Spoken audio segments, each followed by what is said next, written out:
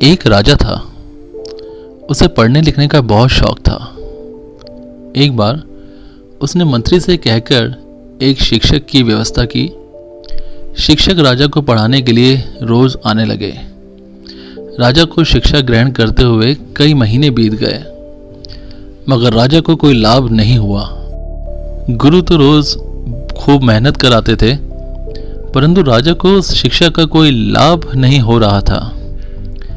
राजा इस बात से बड़ा परेशान रहने लगा।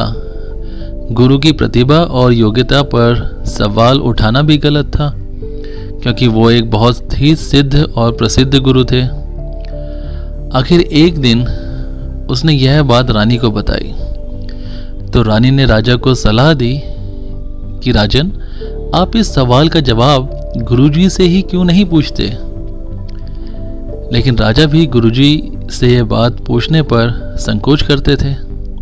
एक दिन हिम्मत करके गुरुजी के सामने अपनी जिज्ञासा रखी। हे गुरुवर, क्षमा कीजिए, मैं कई महीनों से आपसे शिक्षा ग्रहण कर रहा हूं, पर मुझे इसका कोई लाभ नहीं हो रहा है। ऐसा क्यों है गुरुजी? गुरुजी ने बड़े ही शांत स्वर में जवाब दिया, राजन, इसका कारण बहुत ही साधारण सा है।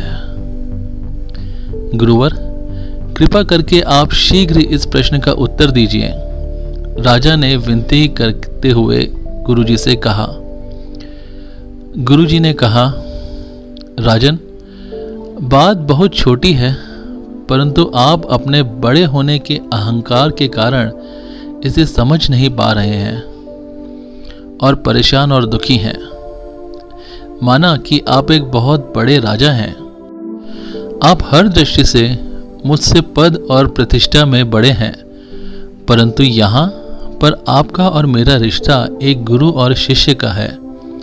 गुरु होने के नाते मेरा स्थान आपसे उच्च होना चाहिए, परंतु आप स्वयं ऊंचे सिंहासन पर बैठते हैं और मुझे अपने से नीचे के आसन पर बैठाते हैं।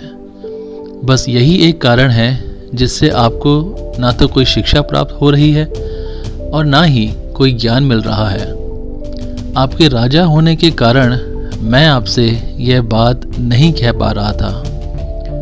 कल से अगर आप मुझे ऊंचा आसन पर बैठने का गौरव प्रदान करें और स्वयं नीचे बैठें, तो कोई कारण नहीं है कि आप शिक्षा प्राप्त ना कर पाएं। राजा की समझ में ये सारी बात आ गई और उसने तुरंत अपनी गलती को स्वीकारा और गुरुवर से उच्च शिक्षा प्राप्त की। मित्रों, इस छोटी सी कहानी का सार यह है कि हम रिश्ते नाते, पद या धन वैभव किसी में भी कितने ही बड़े क्यों ना हों, हम अगर अपने गुरु को उनका उचित स्थान नहीं देते तो हमारा भला होना बहुत मुश्किल है।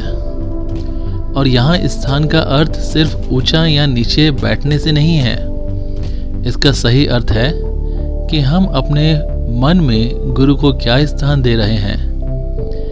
क्या हम सही मायने में उनको सम्मान दे रहे हैं या स्वयं के ही श्रेष्ठ होने का घमंड किए जा रहे हैं? अगर हम अपने गुरु या शिक्षक के प्रति इस तरह की भावना रखेंगे तो हमें उनकी योग्यताओं एवं अच्छाइयों का कोई लाभ नहीं मिलने वाला। और अगर हम उनका आदर करेंगे, उन्हें महत्व देंगे, उनका सम्मान करेंगे, तो उनका आशीर्वाद हम पर हमेशा बना रहेगा।